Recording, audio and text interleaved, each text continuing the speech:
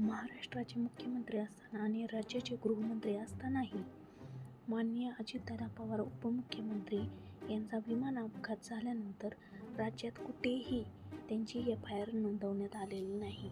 परंतु ज्यावेळेस त्यांची FIR बंगळूर कर्नाटक येथे नोंदवण्यात आल्यानंतर मुख्यमंत्री देवेंद्र फडणवीस यांनी आज पोस्ट केलेली आहे.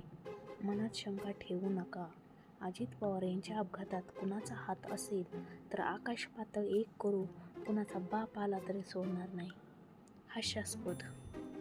अपेक्षा आहे फडणवीस साहेब की तुम्ही नक्कीच न्याय द्याल, परंतु तुम्ही राज्यामध्ये FIR का नोंदवून घेतली नाही याचं उत्तर काही जनतेला समजलेलं नाही अजून. त्यांच्यावर या पोस्टनंतर युजर्सने कमेंट्स केलेले आहेत. तुम्ही त्या पाहू शकता की कशा प्रकारे युजर्स त्यांना ट्रोल करत आहेत.